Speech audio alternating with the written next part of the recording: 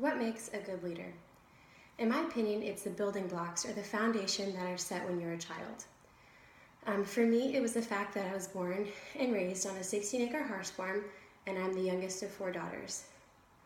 Growing up, my parents gave us every opportunity to dabble in things that piqued our interests, whether it be sports, cooking, sewing, knitting, painting, you name it, they were totally open and allowed us to choose the things that we wanted to do. Being given the opportunity to discover who I am and learn what my strengths and limitations were in relation to my older siblings allowed me to become authentic. It allowed me to be able to discover who I was, my likes, my dislikes, the things that really motivated me from a very young age that would kind of set the path for me in the next few years of my life.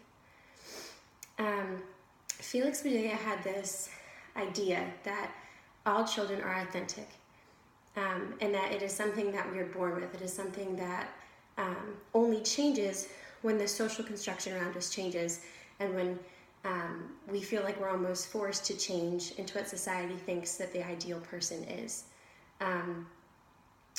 For me, this happened when I moved to Florida back in 2005 at the age of 10.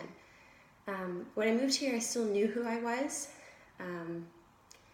I knew my authentic self, but my identity was being challenged, and I had to learn how to adapt to my new surroundings while trying to remain true to myself.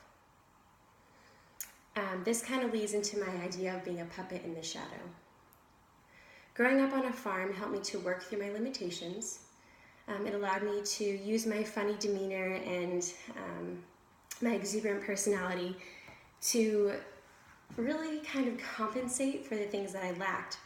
Because I was so much younger than my siblings, they didn't necessarily want to hang out with me all the time, but the fact that they thought that I was funny and that their friends thought that I was funny kind of made them want to be with me more and made them more accepting of me when I actually was brought along with them.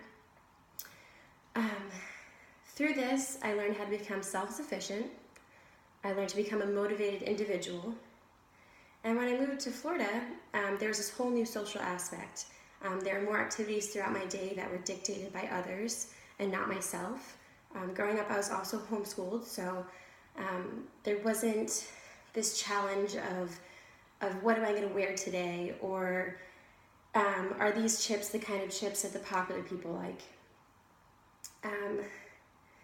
There's this one very distinct memory that I have. I was in the 5th grade, I was new to the school, and I was in the lunchroom, and I got up to use the restroom, and in front of the entire cafeteria, the principal, Mrs. Braxton, walked over to me and sternly yelled at me for not raising my hand before getting up. She made me walk back to my table, sit down, raise my hand, and ask for permission to use the restroom. This was something that was completely foreign to me, the fact that being homeschooled, I would just be like, okay, Mom, I'll be right back, go and come back.